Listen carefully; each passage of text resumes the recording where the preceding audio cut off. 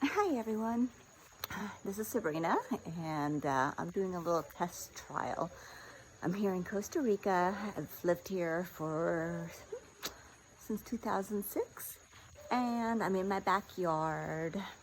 Nothing too spectacular, but anyways, hope you enjoyed the spin. So during this quarantine, I'm sure a lot of us are going through our own little personal growth, our own little dilemmas, our own little bit of everything. So here I go.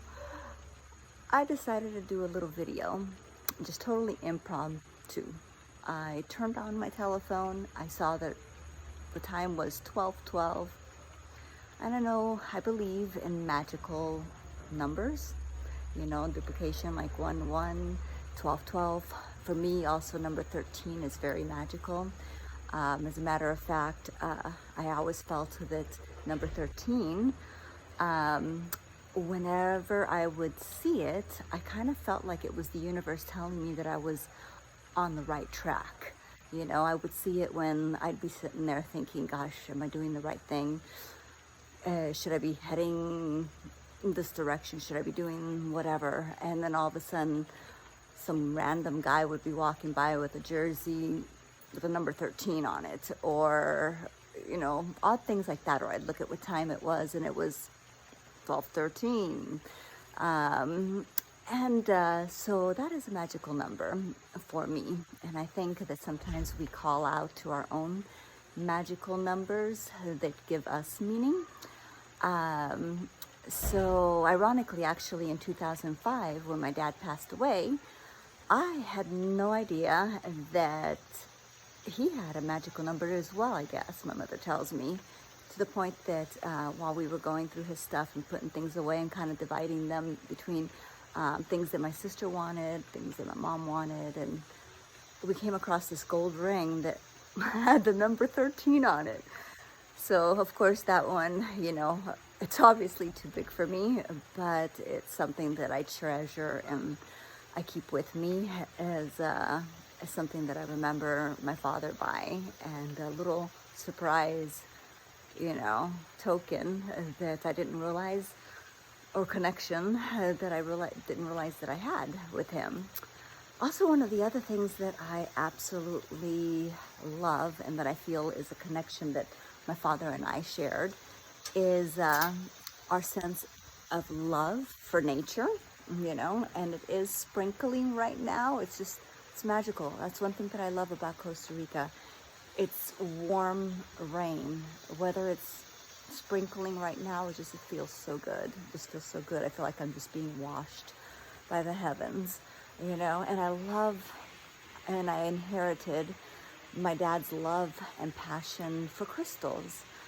Oh my God, I can't capture it right now, but it's such a magical butterfly, blue and black. It just flew away, so I won't even bother trying to have you focus in on that. But anyways, there was a beautiful blue and turquoise butterfly that just flew by right behind the phone.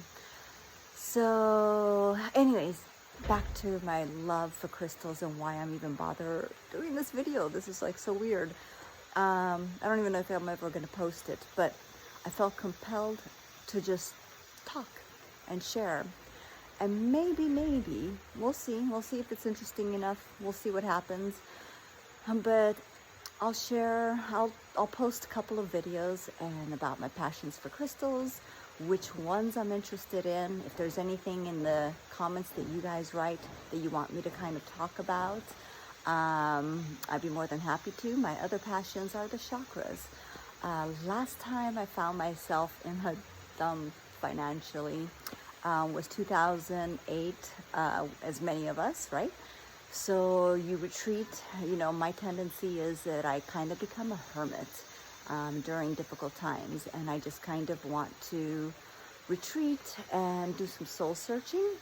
So that's when I got into the chakras. I discovered how magical they are, and how we all have them, and the properties, so much so that during that phase of my life, my husband and I were going through such a traumatic experience financially, that basically we invested in the wrong thing with the wrong people, and we just we just watched our life savings. You know, we had to wave it and say goodbye. It was very traumatic, but I think it was more traumatic for my husband, being that he's the man of the family. He took it very personal. He was having a hard time digesting it. So while I was studying the chakras, he was going through all these emotional and physical things, you know, and the more I was studying on the chakras, the more I was realizing that all his symptoms that were showing up physically had to do with his solar plex, his third chakra. And at the time, I also decided to study a little bit of Reiki. So since we were kind of isolated and in our own little bubble of misery, he was my guinea pig. So I worked on him, and he just would pass out every single time I did it. And he'd wake up and say, I didn't feel anything. I don't think this worked. But I've learned since then that actually sometimes your spirit guides or your energy field just says, you know what?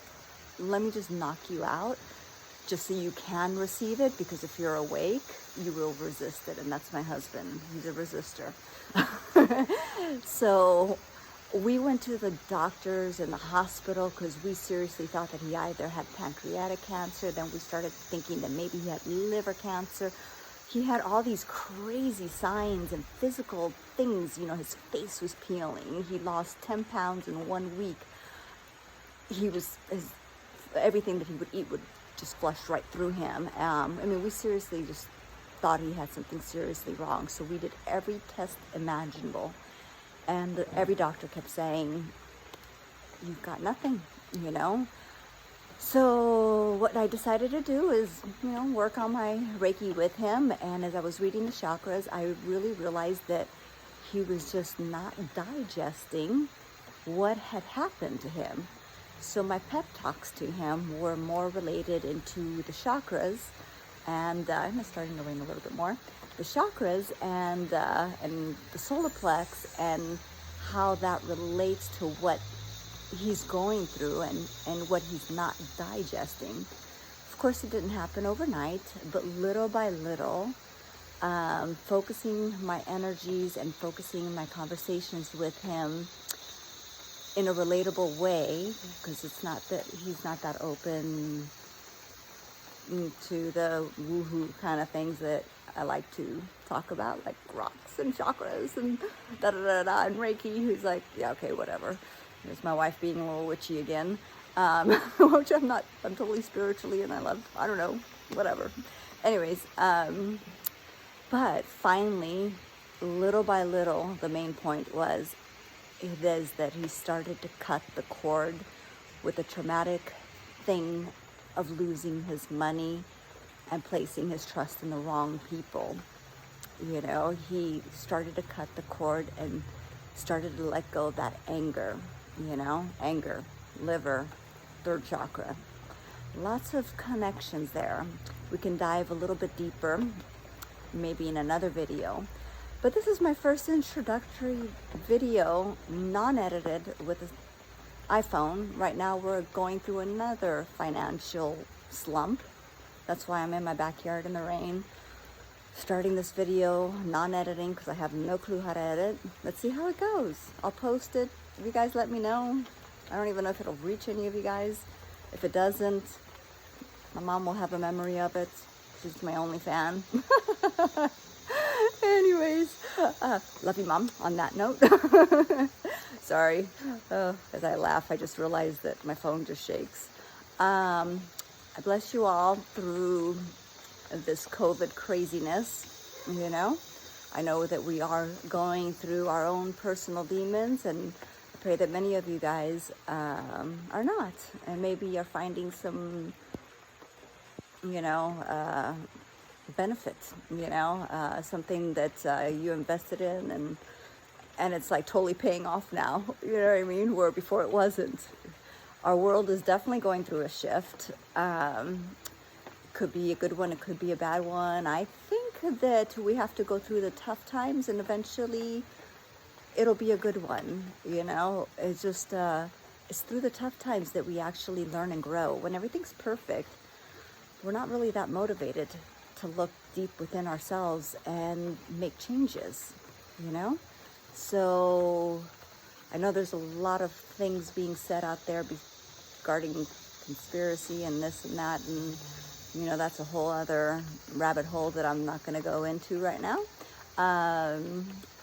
But focusing in on my passions, which are chakras, crystals, and when I can afford it, makeup. I do like makeup and moisturizers. That was my first career as an esthetician. Left that a long time ago, though. I was in my 20s when I left that.